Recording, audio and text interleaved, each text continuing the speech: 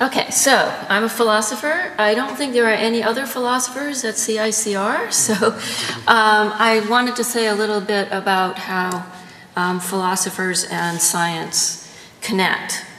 And just to remind you, there have been some philosophers who were scientists or mathematicians. That's Aristotle on the left. His work ran the gamut from astronomy to zoology, basically, and Descartes on the right, better known as a mathematician and physicist in his own day. That said, philosophers tend to focus on issues more at the theoretical end of the spectrum.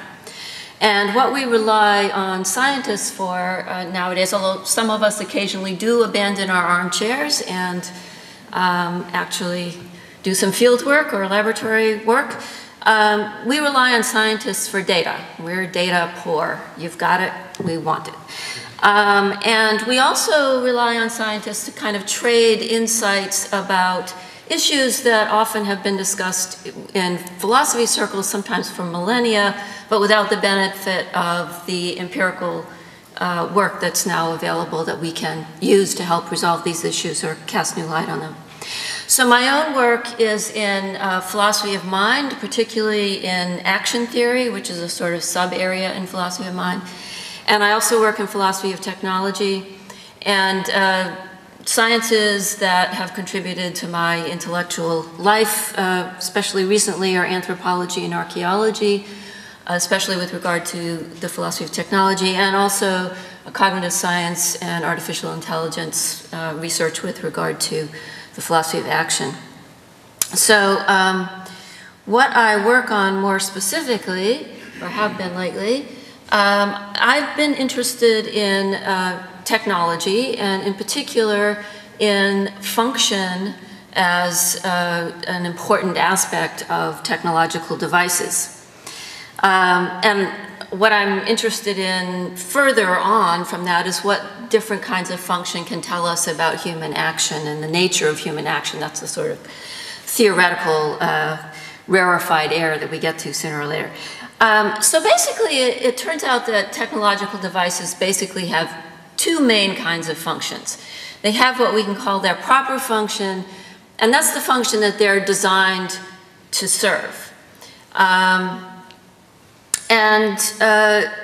Then there are a lot of other functions that technological devices can take on a case-by-case basis, usually as a result of individuals wanting something that they don't have a specific device for, and then they use something else that wasn't designed for that, but it works perfectly well. So you can open paint cans with screwdrivers, or use the screwdriver to, or use a table knife instead of a screwdriver when you don't have the screwdriver. You can use a paperweight as a weapon. Someone enters your house, and whatever. This happens all the time. I've never met anybody who didn't have a story about it that they could tell me.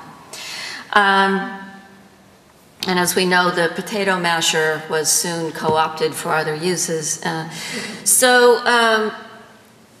What does this tell us about human action? You can think of proper functions as a kind of a plan that the designer of the device wanted the users to adopt and expects them to adopt. They're supposed to use it that way. But the myriad of improvised functions pretty much tells us that improvisation is an important aspect of human action as well. And indeed, if we kind of follow that as a clue, we realize pretty quickly that improvisation is absolutely essential for a lot of human action. For instance, conversations are improvised. There are really no conversations that are planned. Okay, a speech like this might be, but if we're talking to each other, there are too many variables to do much planning. And also, perhaps even more importantly, every plan requires improvisation because, for instance, you can plan your route to work, but you're going to have to improvise when you run into detours or deer or, you know, what have you.